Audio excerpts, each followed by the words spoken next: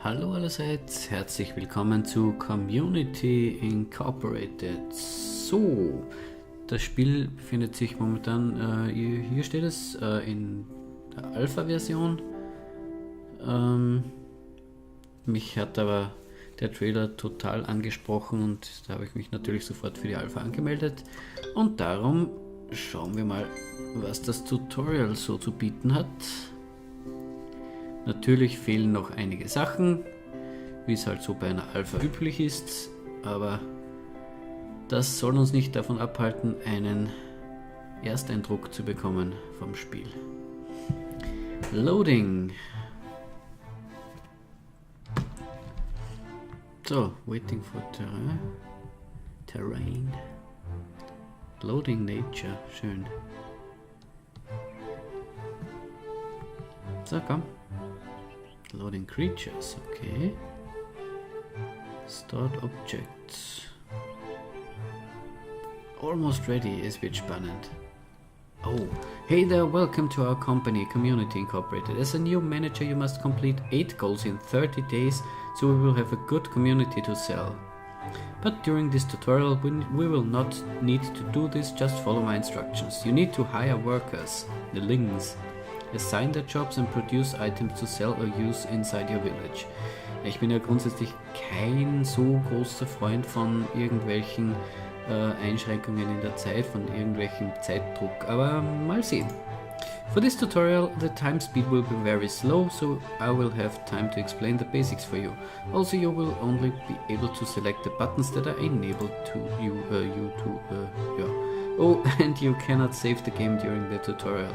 Sollte auch nicht notwendig sein, glaube ich. With all this in mind, let's hire our first worker. Yeah, you have to click that button at the bottom left of your screen. I will show you. Hier unten. Klick. Schön, da ist er schon. Great, you have your first worker. Every new worker already start with the builder profession. They will always come as a male or a female one. They are all great at working.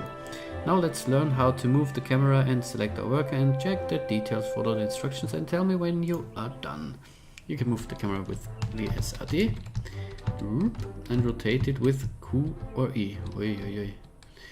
Geht schnell. Use ZX. Es wäre cool, wenn das Y und X wäre, aber ja, man kann ja nicht alles haben und es ist wie gesagt eine Alpha. Ich hoffe man kann das später mal rebinden. So, left control make it slower. Oh, ja. Left shift make it very fast. Okay. Click the button when you're done. Good, now you know how to free move in your community. Let's check how time works. We have 30 days for each month. Ja, das ist grundsätzlich, ja. Each day can have a clear sky, rain or snow. You can check all this at the main upper center panel of your screen. Hier, das wahrscheinlich. Also you can speed up or pause the time of the map. Let's go to the calendar so you can check it. Check the calendar. Blub. Oh, da sieht man eine Wettervorhersage. Ich weiß nicht, ob die dann so gut passt wie im echten Leben, nämlich gar nicht. Na, wahrscheinlich wird das schon hinhauen. Okay, see how each day have different weather. Night is always cold, so make sure to provide fire sources. Example, craft and build a ground lantern. During rain and snow, all day will be cold, so you will also need to craft better clothes for your workers. They need to be heated or they may get sick. I will explain more about this soon. Let's check the details of your worker. There are two options to open a link's detail. You can either click on the link's list. Who is a list? Or check directly from a worker after selecting him or her. For now, let's click on the links list. Wo ist die links list? Ist die links? Ja, links unten ist die links list. Der heißt Thunderstrife. Schön. Das ist ein klingender Name. Here you can check all workers you have available. You can also sort which ones you want to see at the top of the list. Just click the sorts button.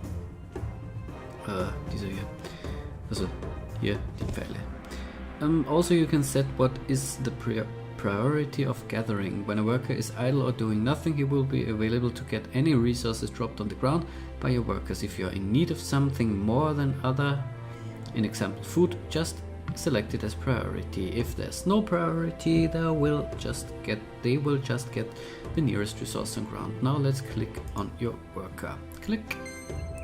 There are a few things that needs your attention always on your worker status. Here you can see health oder hier Happiness, okay, der ist nicht recht happy.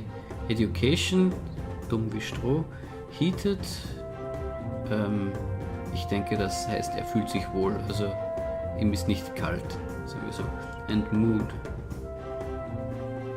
Was ist jetzt Mood und Happiness? Mal sehen. The higher the better. If the health reaches 0, they die. Simple as that.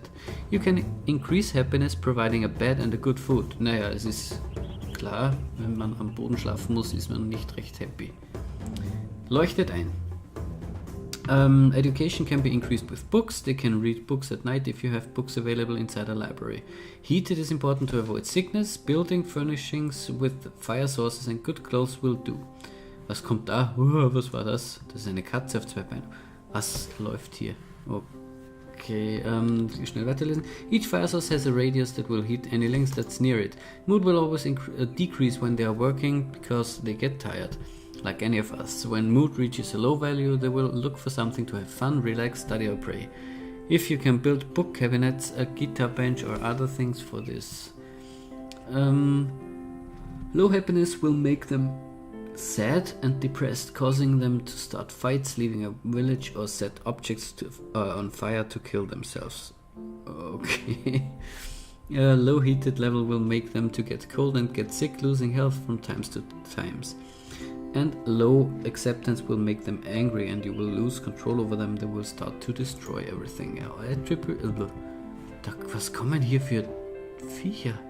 Attributes make them work better, faster and can help them to resist against sickness and poisoning. Also, it is a variable that determine how much health and fight power they have. You can see also the inventory, which shows the items your links have with them. They receive a salary and you can see how much in Flare 2. Traits are what makes each link unique. Some are born to be warriors, others to take care of plantations. There are up to 12 different traits that are totally random when you hire someone. To be sure, you check it before assigning new professions. Okay, let's select a new profession for this worker. Each link can have up to 5 different professions, but only 1 active. The more they work, the better they get. Each profession will always require a tool. Click in one of the new profession, buttons and select the Lumberjack profession. Also mehr einen Holzfäller wollen wir machen. For now you have a tool for this one only. Zack und ui, da gibt es schon einige, okay. Lumberjack. See your worker will go to the nearest storage, for now only the cart, and get the tool. Das von hier, and get the tool required for the new profession. Now you have a lumberjack who can cut trees or wood logs. As you see, each profession requires a tool. Tools can be crafted by your links on the crafting menu, which we'll check soon. At the beginning of a new village, you will always receive a few tools to start with. Now that we have a lumberjack, we need to select which tree we want to cut.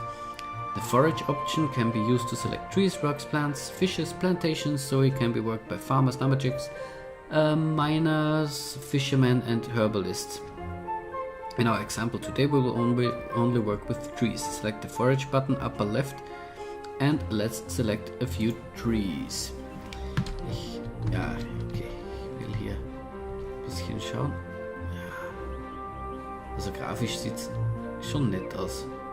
Hier hinten die Bergkette ist etwas nicht hoch aufgelöst, aber was soll's. Hier, zack, und jetzt müssen wir ein paar Bäume selecten, okay? Nice, your worker will go to the nearest marked tree to cut it as soon as possible. Hier marschiert er schon. As you can see, you cannot directly control your workers, das ist nicht schlimm. Only give orders we will see about crafting and building. Solange Sie folgen, ist das okay. Actually, you can issue direct commands and orders to warriors only. We will see about that soon too. Now let's hire another worker. I'm sure you remember how we can do it, right? Genau, hier unten. Zack. This new worker will start gathering the resources dropped by your lumberjack after working on a tree. Aha, diese hier sollte er sich dann schnappen. This happens because this new worker will be doing nothing besides waiting for new orders. Ja, da läuft er schon. So, as I said before, workers that are idle or doing nothing will always gather resources on ground. Some professions will not do this like the traders. Let's wait for them to get at least 8 woodlogs. Die schnappt er jetzt und bringt's hier in mein Cart. Das ist mein Lager irgendwie, nehme ich an. Try the storage window to see your items list. Why don't you speed up the game? Nein, ich will jetzt mal hier sehen. Oh, Storage Items. Das habe ich hier alles in dem Wagen drinnen. Okay. Und mit 1, 2, 3. Mit 1 pausiert man, 2 ist Normalspeed, 3 ist schnell. So, raw materials are required to craft many other items. Be sure to have it stocked. For example, woodlogs can be acquired from trees, stone raw can be acquired from rocks, and with these items we can craft many more. There are also plants and plantations that can drop all the other raw materials. I'm sure you will learn that in time by yourself. Okay, we have enough raw materials to craft some items, but first let me explain about items that you can put on the ground. Your workers need workbenches or workplaces to create items, furnishings, etc. Each profession will require a different workbench. For the lumberjack and builders we will need a worker workbench. Fortunately we already have 2 in our storage. Das habe ich vorhin schon gesehen. You will always start with some, but you can craft more later. Let's put it on the ground. Select the button flashing on to your left. Here. 4 habe ich da. This is actually the storage list window, but with the interactive items already sorted out. Here. It is a shortcut. Now let's select that item and choose a place near the cart for the builder to build. Jawohl, und near the cart. Also ich kann es nicht zu weit zum Cart hinstellen. Wait for the item to be built. Let's wait for your builder to finish building. Mal sehen, wie weit. Ui, ich kann weit reinzoomen. Mal sehen.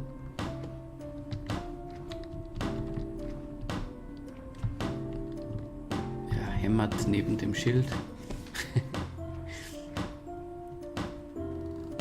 Aber es sieht durchaus nett aus. Great, now we have a new worker workbench built. This item can be used to craft a lot of other items. And let's check about this crafting items. You can produce many types of items including food and healthcare. Let's check the crafting window. Zuerst will ich mir die Workbench ansehen. Okay. Crafting window here. There are 5 categories for crafting.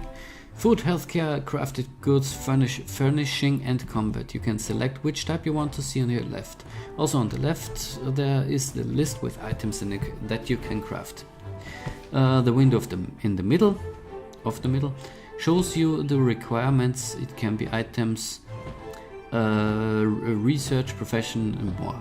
The right window shows you the production queue, which is the items to be crafted by your workers.